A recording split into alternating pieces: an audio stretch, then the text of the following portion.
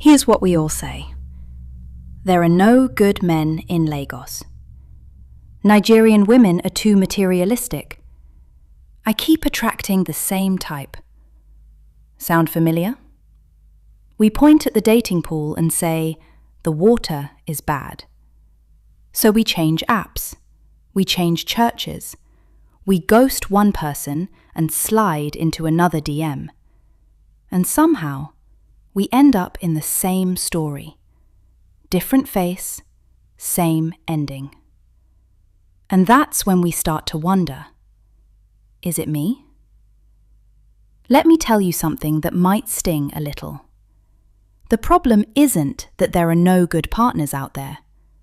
The problem is that on some level, deep down, where you don't even look, you are not in a relationship with the love you say you want.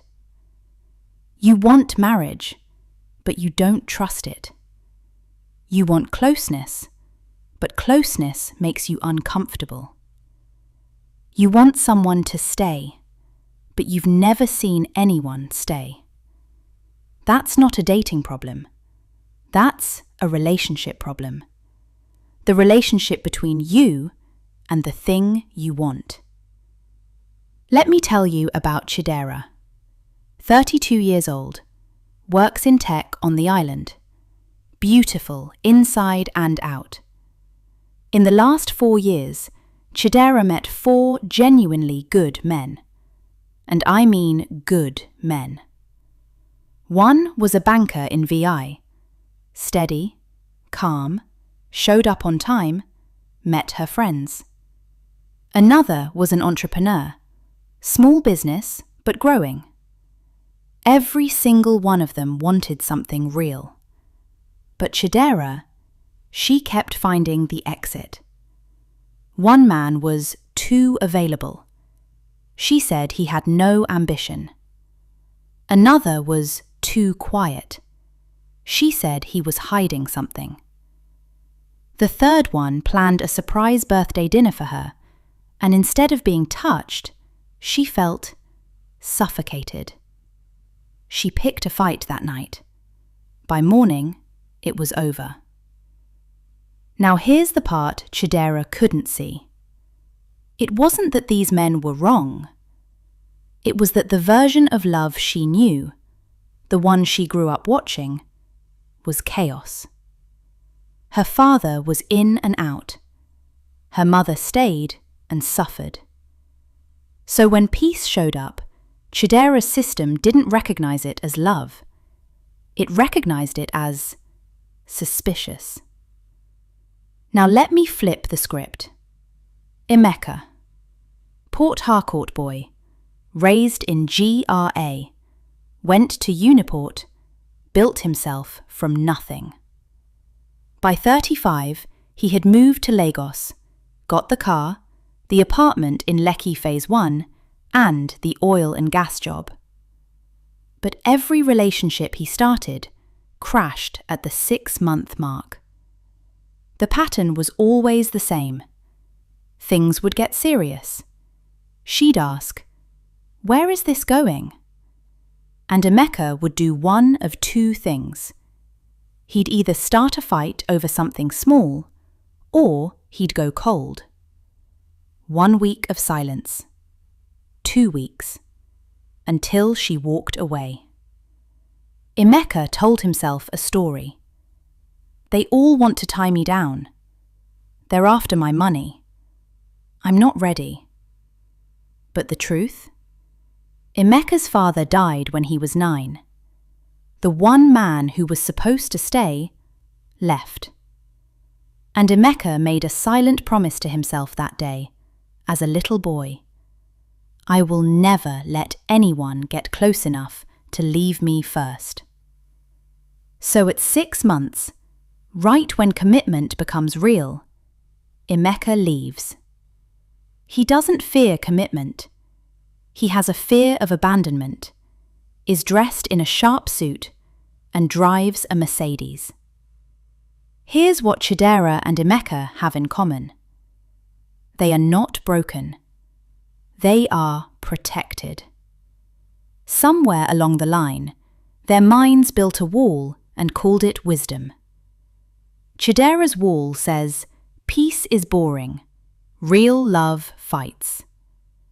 Emeka's wall says, "Closeness is dangerous. Real men stand alone." And every time love knocks, the wall does its job. It keeps love out. Psychologists call this relationship self-sabotage. Research shows it's often tied to insecure attachment, the belief, buried deep, that you will eventually be hurt. So you hurt the relationship first. It is a protection strategy, and it is working. Problem is, it's protecting you from exactly what you're praying for.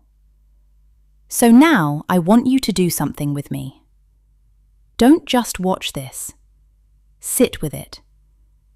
Ask yourself, when was the last time a genuinely good person showed up for you, and you found a reason to push them away? What did you tell yourself? Too short. Too proud.